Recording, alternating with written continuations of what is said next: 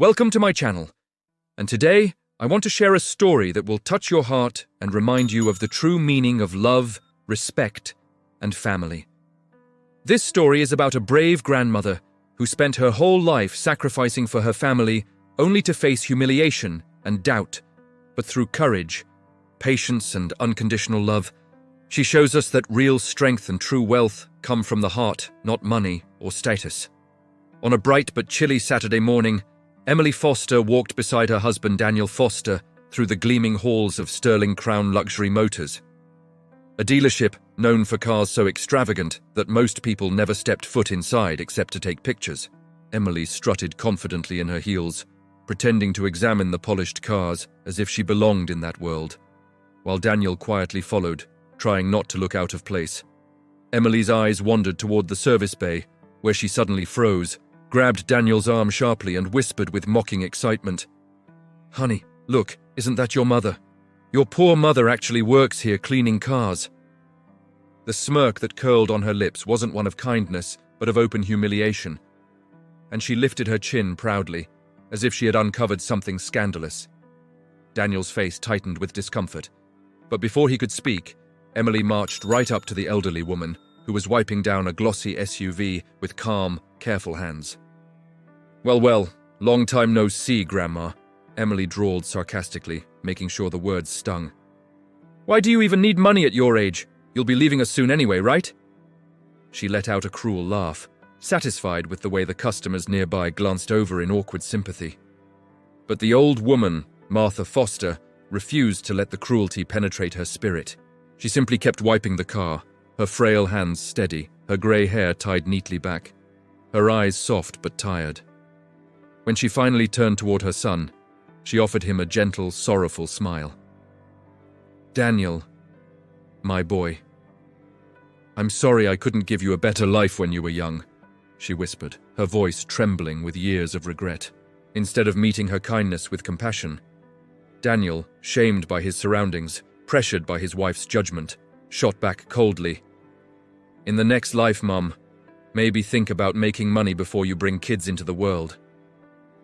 Martha's shoulders drooped, but she didn't argue. She never argued with her son, no matter how harsh he became. Just then, the doors of the dealership swung open as Daniel's teenage stepdaughter, Hannah, rushed in breathlessly, her backpack still slung over one shoulder. "Sorry I'm late," she blurted out, but her words halted the moment she heard Daniel's tone. She spun toward him, her eyes blazing. "Dad, that's the last time you speak like that to the woman who raised you," she snapped with fierce loyalty. Without hesitation, she wrapped her arms around Martha, holding her with a tenderness that made observers pause. "Grandma, are you tired? Did you eat? Please tell me you didn't skip breakfast again," she fussed, brushing dust from Martha's sleeve. Then she pointed confidently at a shimmering black Maybach positioned in the front of the showroom. "Mom, Dad, let's buy that one," she said with a bright smile, determined to lift Martha's spirits. Emily burst out laughing so hard she had to grab her stomach.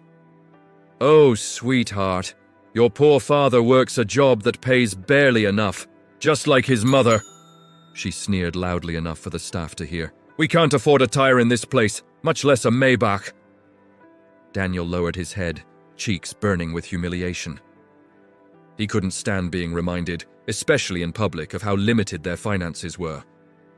But before he could reply, for the first time in years, Martha lifted her head with sudden resolve. Her hands trembled, but her voice rose with the bravery she had swallowed for a lifetime. "Excuse me," she called out shakily to the nearest salesman. I want to buy this Maybach." The dealership seemed to freeze. A few customers snickered. The salesman blinked in bewilderment. Emily's face twisted in rage as she barked, "Old lady, you can't even afford a tire! Stop embarrassing us!"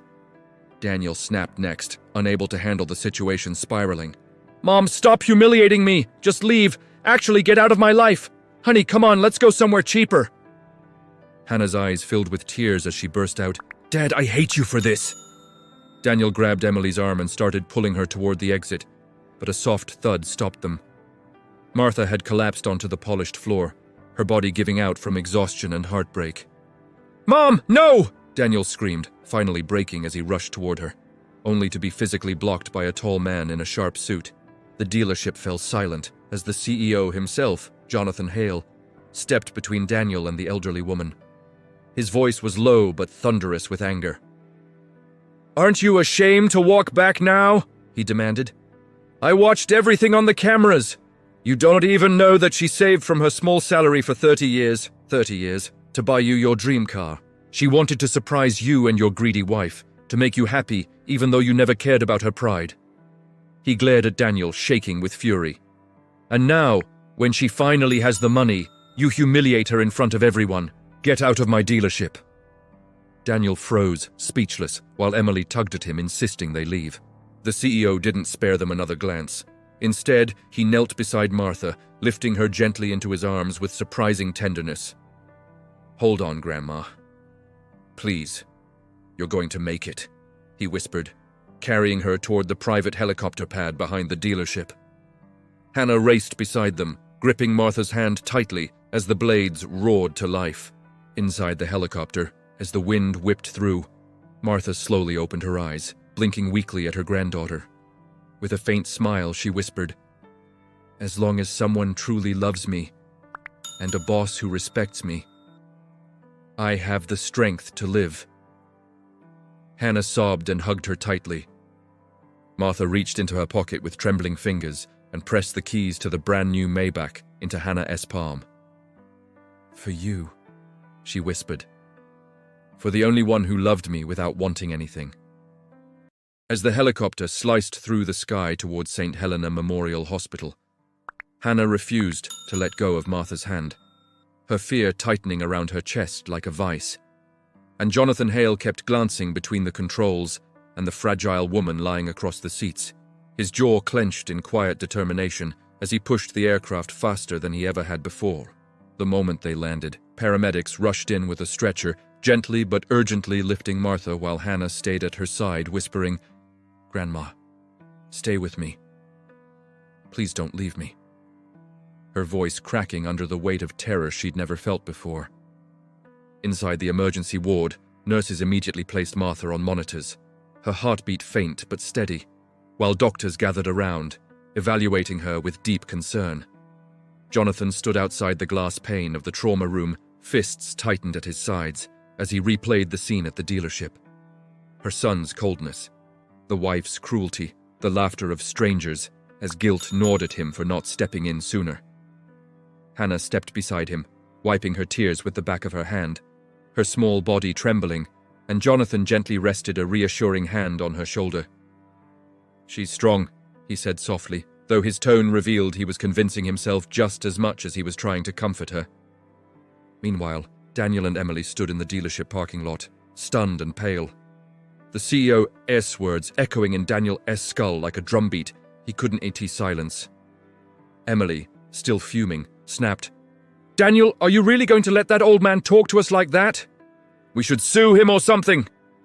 But Daniel didn't hear her. Guilt hit him like a tidal wave, crushing every ounce of arrogance he had carried for years. 30 years. 30 years his mother saved, from cleaning cars, scrubbing floors, working double shifts, to buy him the car he had dreamed about when he was young, and he had repaid her with humiliation, insults, and rejection. He suddenly felt sick to his stomach. Without a word, he ran to their old sedan, fumbled with the keys, and slammed the door shut as he started the engine with shaking hands. Emily shouted after him, demanding to know where he was going, but he didn't answer because he already knew. He had to get to the hospital, no matter what it cost. Emily cursed and followed, but her mind was not on guilt. It was on fear that she might lose access to the money she assumed Martha had. By the time they reached the hospital, Martha had been moved to a private recovery room, courtesy of Jonathan's authority, who paid for everything without hesitation. Hannah sat by the bed, holding Martha's hand, whispering stories, praying silently, and promising she would never let her be mistreated again. Daniel arrived breathless, his hair messy and his eyes swollen from the tears he had been ashamed to cry. But when he saw Martha hooked to the monitors, pale and fragile, he collapsed into a chair beside her bed. "Mom, I'm so sorry. I'm so sorry," he choked, covering his face with his hands as the weight of his cruelty finally broke him open. Martha stirred faintly, her eyelids fluttering as she turned her head toward the sound of his voice. "Daniel, my boy," she whispered weakly. He grabbed her hand desperately. "Mom, I was wrong. I was horrible. I don't deserve your forgiveness, but please. Please wake up. Please don't leave me like this." Hannah's eyes softened as she watched the moment, though her disappointment lingered, because she knew apologies didn't erase years of neglect, but they were a beginning. Emily stood near the doorway, arms crossed, annoyed by the entire scene. But Jonathan stepped toward her with a cold stare. "You don't belong in this room," he said firmly. "You don't care about her health. You care about what she can give you." Emily shot him a venomous glare. "You don't get to talk to me like that." Jonathan didn't flinch. "Leave, or I'll have security escort you out." And for the first time, Emily realized no one, absolutely no one, was on her side. When she looked around and saw Daniel ignoring her, Hannah glaring at her, and staff observing her with clear disdain, she huffed and stormed out, muttering under her breath. After several tense hours, Martha's breathing steadied. The doctors entered and announced she had suffered a stress-induced collapse, exhaustion, and dangerously low blood pressure. But with rest and proper care, she would recover. Relief flooded the room so intensely that Hannah burst into tears again, while Daniel pressed his forehead against his mother's hand, thanking every force in the universe that he hadn't lost her. Jonathan exhaled deeply, finally relaxing, and stepped into the hallway to make arrangements for Martha's extended care. When Hannah found him a few minutes later, she hugged him tightly. "Thank you," she whispered, "for saving her." Jonathan knelt to her level, smiling gently. "She's family to me too," he said simply. Over the next few days, the hospital room became a quiet sanctuary where truths surfaced. Regrets were confronted, and bonds began to mend in a way none of them had expected. And every morning Hannah arrived early with flowers she picked herself, arranging them neatly on the bedside table, while Martha watched with a soft, grateful smile that grew steadier each day as her strength slowly returned. Daniel spent most of his hours by the window, staring out with reddened eyes, wrestling with the shame of everything he had said and done, realizing with painful clarity how much of his behavior had been shaped by pride, insecurity, and Emily's constant belittling whispers about money status and appearances. And each time he looked at his mother, a wave of guilt washed over him so intensely he struggled to breathe. Martha, even in her weakness, reached for him gently and said, "Daniel, I never wanted you to feel ashamed of where we came from. I worked hard so you wouldn't suffer. But I never meant for you to lose your kindness along the way." Her voice tender and full of the forgiveness he didn't feel worthy of. Jonathan visited every evening after work, bringing fresh fruit, warm meals, and paperwork for Martha's long-term care that he insisted on covering personally, despite her protests, saying she had been like a grandmother to the dealership staff long before he became CEO. Meanwhile, Emily lingered on the outskirts of the hospital for 2 days, unsure whether she should return, partly because she feared being unwelcome, and partly because she had begun to realize that Daniel's guilt might shift his priorities. And she hated the thought of losing control over him. When she finally entered the room again, wearing a forced expression of concern, Hannah immediately stepped in front of Martha protectively, her voice firm as she said, "You don't get to talk to her unless you're here to treat her with respect." And Emily, recognizing that the usual intimidation tactics wouldn't work, forced a tight smile and muttered something about just wanting to check on her. Daniel, however, didn't even glance at her, too consumed by a storm of emotions much bigger than her shallow concerns. When he finally did speak, he said with quiet resolve, "Emily, I need time to think." And that sentence alone made her stiffen, because Daniel had never spoken to her with such seriousness before. Over the next few visits, it became clear to everyone that Hannah was the heart holding the fragile family together, sitting beside Martha for hours, helping her sip from cups, combing her hair gently, reading her favorite old stories aloud, and making her laugh with silly jokes and childhood memories she treasured.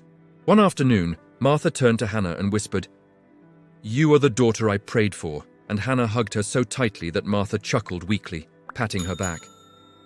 As days passed, the doctors were amazed at Martha's recovery, noting that her heart grew stronger each day and that the emotional support surrounding her was doing more for her health than any medication could. Jonathan came in with paperwork one evening and told her she would not return to janitorial duties because he was promoting her to a special staff position. community care coordinator, where she would oversee employee well-being and serve as an advisor for staff relations, a job made just for her gentle personality and quiet wisdom. Martha tried to decline, insisting she didn't deserve such kindness, but Jonathan shook his head firmly. "You've given your whole life to others. Let us give something back," he said, and for the first time in decades, Martha felt valued for more than her labor. Meanwhile, Daniel wrestled with the decision he had avoided his entire adult life, to stand up to his wife. One evening, sitting beside Martha's bed, he confessed in a low voice, "Mum, I let Emily turn me into someone cold. I thought money mattered more than love, but watching you lying here, it broke something in me. I want to be better. I want to make things right." Martha laid her hand on his cheek, her voice fragile yet steady. "You begin by choosing love, Daniel. Everything else follows." Later that night, when Emily barged into the room demanding Daniel leave with her, he finally found his voice. "No," he said firmly. "I'm staying with my mother, and until you can respect her, we have nothing to talk about." Emily's jaw dropped, and she stormed out of the room with a slam of the door that didn't shake anyone except herself. That same night, Hannah curled beside Martha on the hospital bed, holding her as gently as if she were cradling glass. And Martha whispered, "Sweetheart, you made me feel alive again." While Jonathan stepped outside to make arrangements for the next step in Martha's life. A step that none of them knew would change everything that followed. When Martha was finally discharged from the hospital 2 weeks later, Jonathan personally arranged for a quiet escort to take her not back to her old apartment, but to a beautiful, sunlit cottage he owned near Lake Briarwood, a serene place surrounded by tall pines and gentle waters where he believed she would heal faster. And as the car rolled up the winding path, Martha stared out the window with disbelief, whispering, "This can't be for me." Even as Hannah squeezed her hand excitedly and said, "Grandma, you deserve somewhere peaceful, somewhere safe." The cottage smelled faintly of cedar and warm bread, and Jonathan had even hired a small team to clean, stock the pantry, and prepare everything for her arrival, insisting she needed comfort after a lifetime of hardship. And when she stepped inside, her breath caught in her throat as she took in the cozy furniture, soft lighting, and framed photographs Jonathan had secretly collected from dealership events where she had appeared in the background. Proof that she had touched far more lives than she realized. Daniel carried her small suitcase in silence, feeling strangely like a child again, walking behind his mother. And the weight of years of distance pressed heavily on him as he watched her sit carefully on the couch, smoothing her skirt, while trying to hide how overwhelmed she felt. That evening, while the sun set in shades of gold over the lake, Martha called Hannah to sit beside her, then motioned for Daniel to join as well. And after a long moment, she held both their hands and said, "Family is not about perfection. It's about forgiveness, growth, and choosing each other even when we fail." Her voice carrying a graceful strength that made Daniel bow his head with tears he no longer tried to hide. As the days passed, the dynamic among them began to shift. Hannah visited every afternoon after school, bringing her homework and helping Martha bake pies or watch old movies, laughing until her stomach hurt whenever Martha teased her about the boy she liked, while Daniel used his evenings to repair her old furniture, fix the garden fence, and repaint rooms in soft colors Martha loved, but never asked for, each task becoming a quiet apology for the years he took her for granted. Jonathan visited frequently too, though always with a polite knock and a gentle smile, bringing books, blankets, herbs for tea, and sometimes just conversation. They all grew used to his presence, and though he tried to hide it, Hannah often caught him glancing at Martha with a granddaughter-like affection, and at the family with a longing he rarely allowed himself to express. It wasn't long before Emily realized her influence over Daniel was slipping like sand through her fingers. She called repeatedly, sending angry texts and emotional accusations, but Daniel ignored them all until one day he finally said, "Emily, until you can treat my mother with respect, there's nothing left for us." And her silence on the other end of the line told him she understood she had lost. With Emily effectively out of their lives for the time being, peace settled over the cottage. Fragile at first, then steady and warm, as though the house itself exhaled after years of tension, and for the first time, Martha allowed herself to enjoy simple pleasures she had once abandoned. sitting on the porch with a blanket over her knees, sipping tea while the lake glittered, learning how to use a smartphone Hannah bought for her, laughing at memes she didn't fully understand, even letting Jonathan teach her how to use voice commands, which made her blush with embarrassment each time she got it wrong. One Saturday afternoon, while Hannah braided flowers into a crown for Martha and Daniel trimmed the hedges, Jonathan arrived with an envelope in his hand and a serious expression on his face that made Hannah tilt her head curiously. He sat beside Martha, gently placing the envelope in her lap. "These are the final papers for your salary savings account," he said softly. "The dealership auditors verified it. Everything you saved is secure, untouched, and ready for use whenever you're ready." Martha swallowed hard, tears welling as she touched the envelope with trembling fingertips. I never saved for myself," she whispered. "I wanted Daniel to have what I never did." Daniel knelt beside her, laying his head in her lap like he had when he was small, and said, "Mom, all I want now is to earn back your trust, not your money." She stroked his hair gently, her touch forgiving in a way only a mother's could be, as the sky began to dim and fireflies flickered around the yard. The family gathered around a small bonfire Daniel built, roasting marshmallows, while Martha watched them with a peaceful smile that seemed to glow from within. "This," she murmured, "is all I ever wanted." But none of them knew that the peace they had finally claimed was about to be tested by a call that would arrive only days later. A call that would stir old wounds, reveal hidden truths, and force them all to choose again what family really meant. 3 days later, just as the afternoon sun filtered softly through the pine branches outside the cottage, and Martha dozed peacefully in her armchair while Hannah worked on a school project at the kitchen table, Daniel stepped outside to take a phone call he assumed was from work, but the moment he answered, his shoulders stiffened and the color drained from his face as Emily's voice crackled urgently through the speaker, thick with panic instead of her usual sharpness, saying, "Daniel, please! I need your help." And though he had prepared himself to hear her anger or manipulation again, the desperation in her tone shook him in a way he didn't expect. She explained, between ragged breaths, that she had lost her job after her manager discovered she had lied about several financial reports, and now she was facing possible charges and eviction because she had been hiding debt Daniel never knew about. And when he remained silent, she whispered, "Daniel, I'm scared," her voice breaking in a way that made him close his eyes and lean against the wooden railing as he struggled between compassion and the painful history they shared. He told her, "Emily, I'll listen, but you cannot insult my mother or daughter again, and you cannot expect me to fix things overnight." And though it was not forgiveness, it was a boundary strong enough to make Emily pause. Meanwhile, inside the cottage, Jonathan arrived with groceries and greeted Hannah warmly as she looked up with a bright smile. And when he saw Martha sleeping, he lowered his voice and began helping Hannah chop vegetables for dinner, while gently asking how school was going and whether her friends had come to visit. Hannah's smile dimmed slightly as she admitted, "Most of my friends think I am weird for choosing to spend time with my grandma instead of going out." And Jonathan chuckled softly, telling her, "Then your friends don't understand what matters yet. You'll realize someday that choosing family when they need you is a kind of wisdom most people learn too late." And the compliment made her beam with pride. When Daniel walked back inside, his expression heavy with conflict, Martha opened her eyes just enough to study his face, instantly sensing something was wrong. He sat beside her and explained what had happened, expecting judgment or anger, but Martha simply rested her hand on his arm and whispered, "Son, helping someone in need is never wrong, but don't lose yourself again," reminding him quietly of the strength of kindness without the weakness of surrender.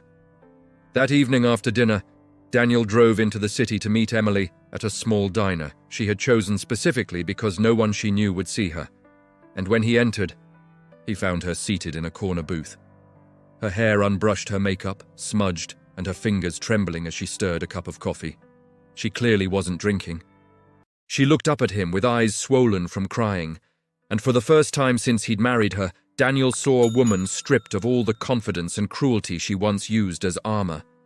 She confessed everything, how her fear of poverty shaped her behavior, how she constantly compared herself to wealthier women, How she resented Martha not because of her poverty, but because she felt threatened by the unconditional love the older woman could offer, something Emily had never known from her own family.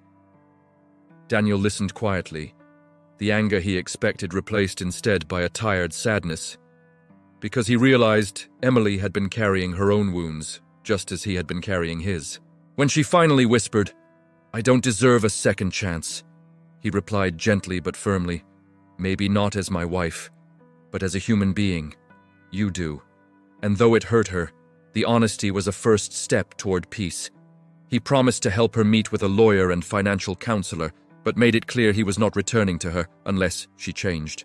Back at the cottage, Martha and Hannah sat together on the porch swing, wrapped in a blanket as they watched the moon reflect over the lake.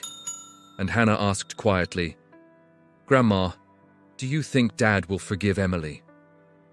Martha smiled sadly and said, "Forgiveness isn't always about going back. Sometimes it's about allowing someone to grow without holding on to bitterness." And Hannah leaned her head against her shoulder, trying to understand. Over the next few weeks, the rhythm of their lives shifted gently.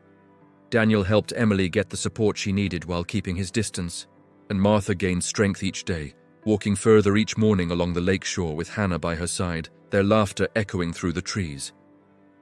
Jonathan continued visiting frequently, fixing things around the cottage, bringing fresh flowers and occasionally staying for dinner.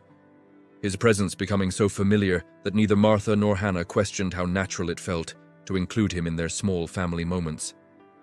But as the bonds strengthened, a new shadow approached. Quiet, patient, and carrying a truth none of them expected. When a letter addressed to Martha arrived one crisp morning, handwritten in an unfamiliar script, containing a revelation that would shake the foundation of everything they thought they knew about the past, and with it, the future they believed they were building.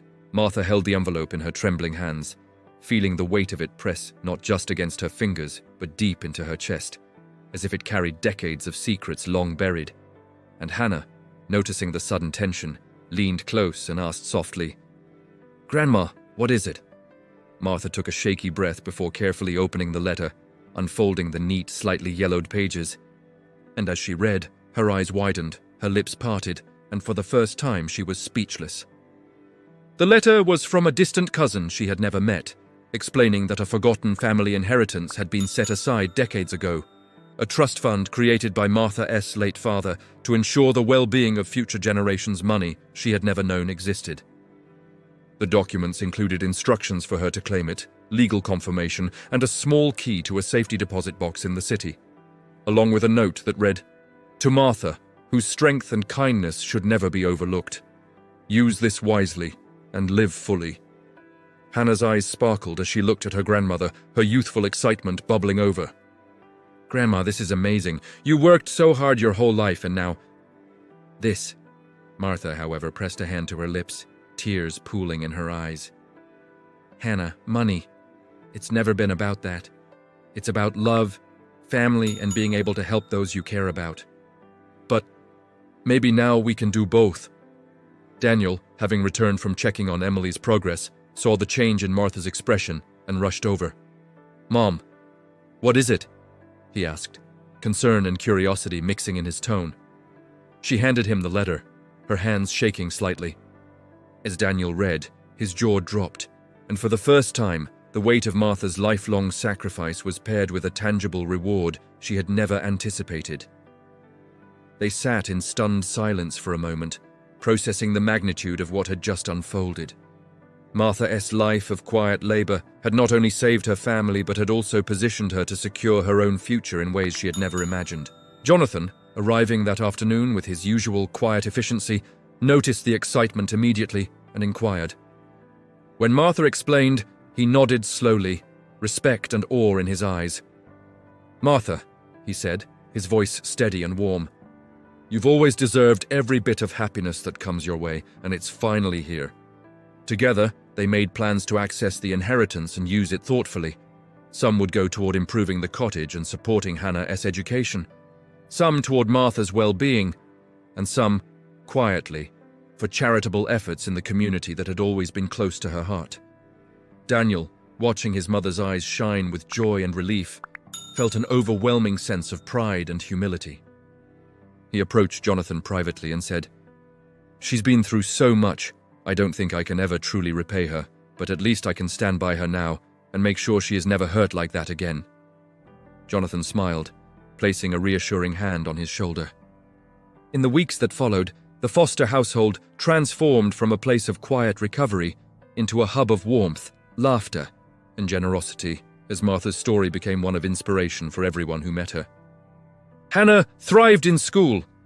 Daniel worked to rebuild a better life for himself without the weight of Emily's toxicity, and Martha, finally able to enjoy the fruits of her lifelong sacrifice, found peace in the love surrounding her, the respect she had always deserved, and the realization that her courage had not only saved her family, but had also created a legacy of integrity, kindness, and resilience that would endure long after her own life.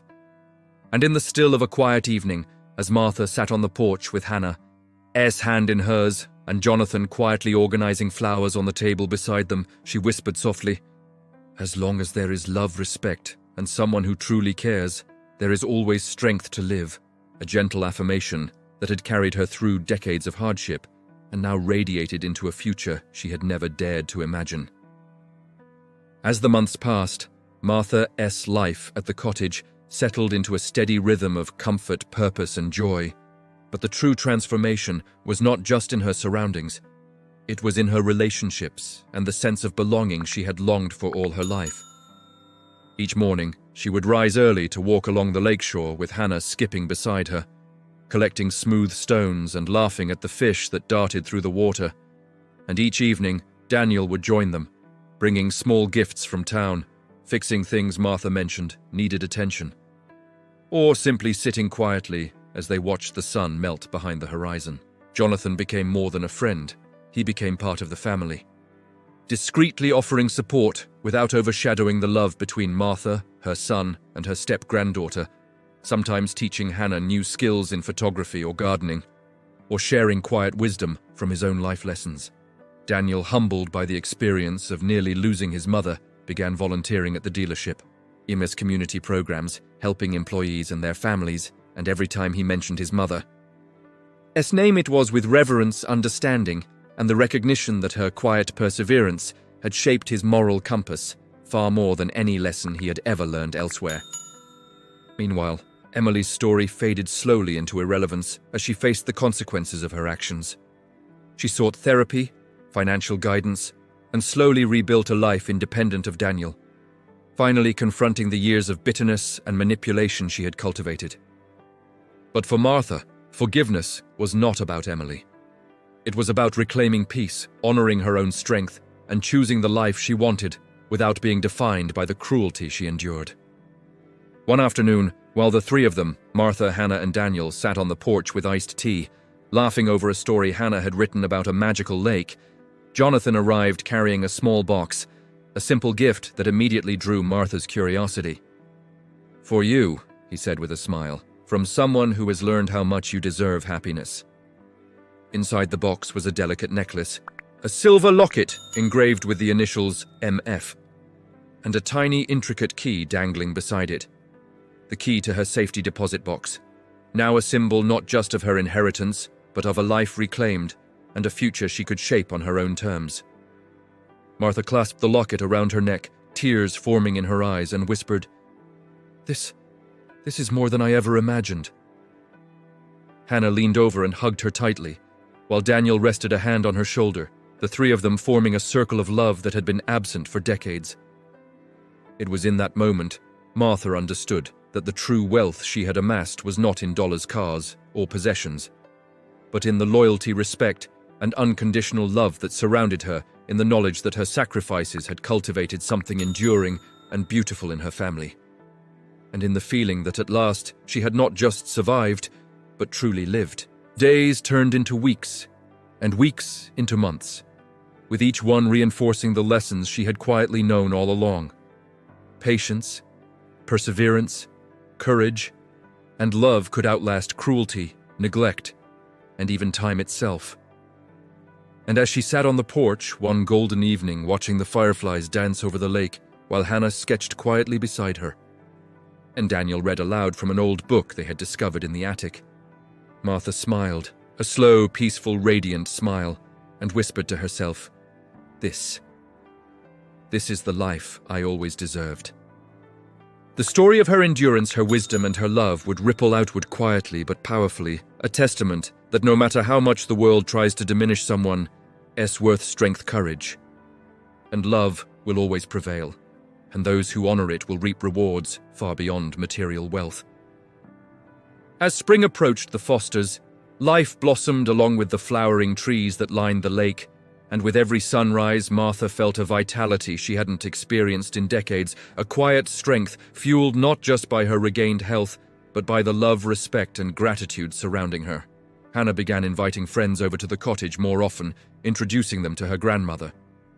And Martha, once shy and cautious, found herself laughing freely with teenagers who treated her like a confidant, rather than an old lady listening intently to their dreams, sharing small bits of her life lessons, and even offering gentle advice that left a lasting impression. Daniel, too, transformed quietly. His pride replaced by humility, his anger softened by understanding, and his actions guided less by societal expectations and more by the empathy and patience he had learned from his mother as decades of sacrifice. The Maybach that had once caused so much humiliation for Daniel and Emily now sat in the cottage garage, a symbol not of status or wealth, but of Martha's foresight and resilience, and she allowed Hannah to playfully polish it while laughing at how much time had been wasted by pride and misunderstanding. Jonathan continued to be a steady presence, often bringing tools for home improvement projects, books for Martha to read aloud to Hannah, or simply quiet company that allowed Martha to reflect on how far she had come from the days when she scrubbed cars at the dealership, unnoticed and unappreciated. One afternoon, as Martha and Hannah walked along a hidden path by the lake collecting wildflowers, Hannah asked softly, "Grandma, do you ever think about those days at the dealership?" Martha paused, brushing her hand across the petals she held, and said slowly, "Yes, every day. Those moments taught me patience, humility, and the true meaning of strength. I may have been hurt, but I survived, and now I can choose who I let into my life and how I spend my days." Hannah nodded, hugging her grandmother, sensing that those lessons were what had made their family whole. The seasons changed gently, bringing summer warmth, autumn gold, and winter frost. But throughout, Martha's life remained anchored in love, resilience, and purpose. The inheritance, she had claimed, allowed her to create small scholarships in her late father's name, fund programs to support struggling families in their community, and even host events at the cottage where children and elders could come together to share stories and meals, spreading the kindness she had always practiced quietly. Daniel and Hannah watched with pride as Martha blossomed into a community leader in her golden years, her past struggles shaping her into a figure of inspiration. And every night, they would sit together on the porch, telling stories, planning small adventures, and remembering the journey that had brought them here. Jonathan, often quietly working in the background, made sure Martha never felt alone in her endeavors, sometimes offering a hand to lift furniture, coordinate charitable events, or simply provide company when the nights grew long and silent. One evening, as the fireflies began their dance across the lake, Hannah asked, "Grandma, do you ever wish things had been different?" Martha smiled, looking at the rippling water reflecting the golden sunset. "No, sweetheart. Every hardship, every moment of sorrow led me here, to a life I finally understand. I have love, respect, and strength. That is enough. That is everything." And in that simple truth, Hannah realized that her grandmother's life, once marked by struggle, humiliation, and quiet suffering, had been transformed into a story of triumph, perseverance, and the enduring power of unconditional love. The Maybach, the inheritance, even the struggles with Emily, they were all parts of a tapestry woven with resilience, courage, and kindness. And Martha's legacy would live far beyond her years, a beacon of hope to anyone who witnessed it. As the years unfolded, Martha's life at the lakeside cottage became a rhythm of comfort, joy, and purposeful activity, a stark contrast to the years of struggle she had endured silently. Each morning began with a walk along the water, Hannah skipping beside her, and Daniel joining whenever his work allowed. Carrying a basket for the wildflowers Martha insisted on collecting to decorate the cottage. The story of Martha's perseverance had begun to ripple through the local community. Neighbors sought her advice on parenting kindness and managing life's hardships, and she became a quiet but respected figure, known not for wealth or status, but for her unwavering strength and the gentle wisdom she shared freely. Jonathan, ever loyal, continued to support the family, offering guidance, helping with errands, and often joining for long evenings of conversation and laughter, his presence becoming as comforting as the soft lakeside breeze. Daniel grew into a man whose decisions were guided by empathy rather than pride, frequently volunteering at community programs inspired by his mother's example. Ensuring that the lessons of kindness, patience, and resilience she taught him were extended to those who had never known such care. Hannah thrived academically and creatively.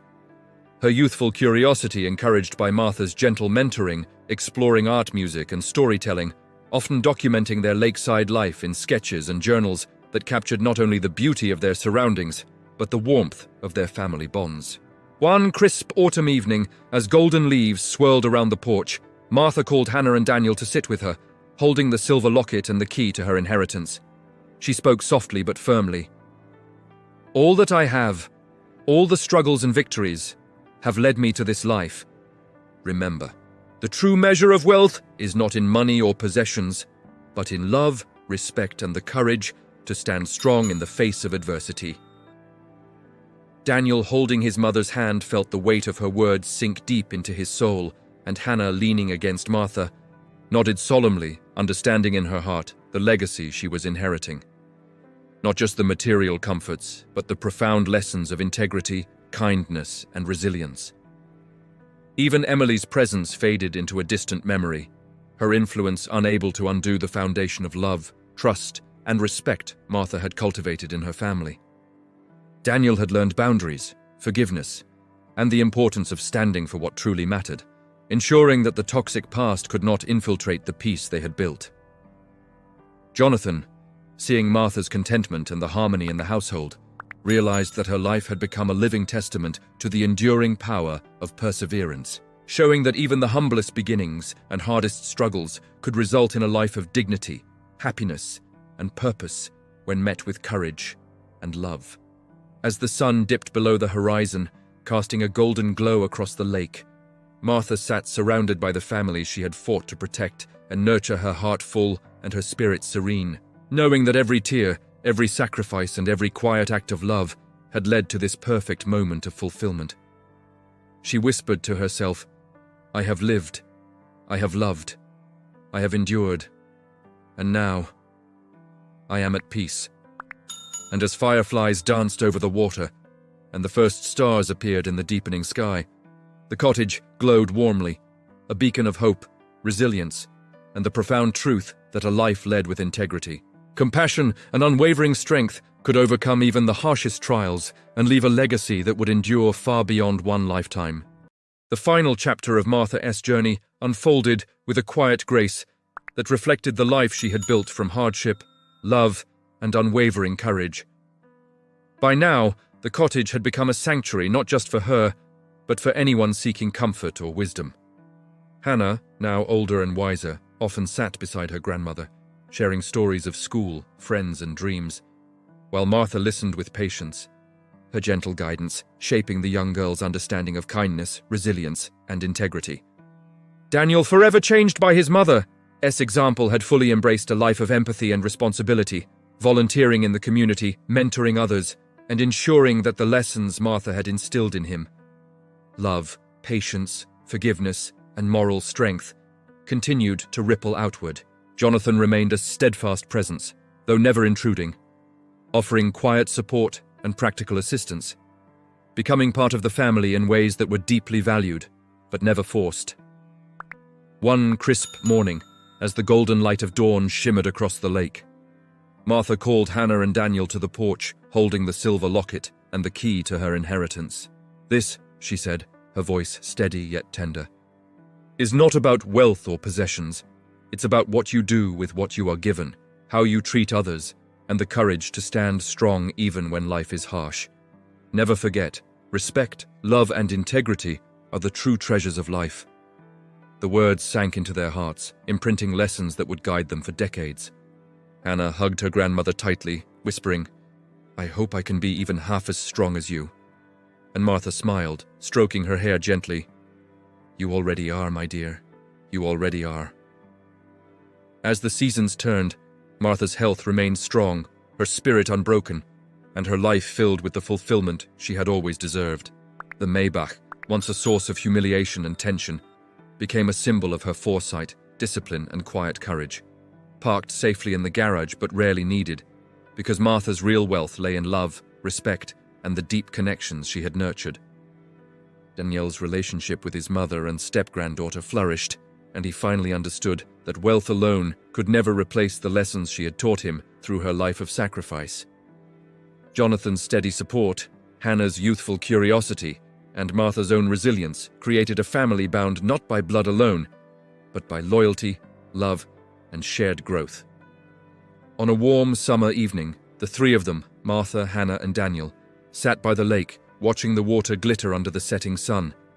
And Martha whispered softly, "I have lived a life of love, endured hardship, and found peace. That is my legacy, and now it will live on through both of you." Daniel held her hand firmly, Hannah rested her head against her shoulder, and Jonathan, quietly observing from a distance, smiled, knowing he had witnessed something rare and enduring. A life transformed by courage, sacrifice, and unconditional love. And in that final serene moment, it was clear that Martha's journey had not only redeemed her own life, but had also illuminated a path for her family. A path where respect, empathy, and integrity triumph over cruelty and pride, proving that the heart's strength is the truest measure of wealth. Moral: true wealth is measured not by material possessions, but by love, respect, courage, and the sacrifices made for the happiness and well-being of others. Strength of character and kindness endure far beyond hardships and leave a legacy that lasts for generations. This story reminds us that life is not measured by wealth or possessions, but by the love, respect, and kindness we show to others. No matter the hardships we face, courage, patience, and a strong heart can overcome any challenge. Let us honor and cherish the sacrifices of those who care for us, and always remember that true happiness comes from love, integrity, and the bonds we build with family. If this story touched your heart, take a moment to share it with someone you love, and let it inspire more acts of kindness in the world. If you like this story, make sure you subscribe, turn on the notification bell, and share with your friends and family so you don't miss the next powerful story coming your way. Drop a heart in comment, like and subscribe my channel, and visit my channel for more interesting story videos.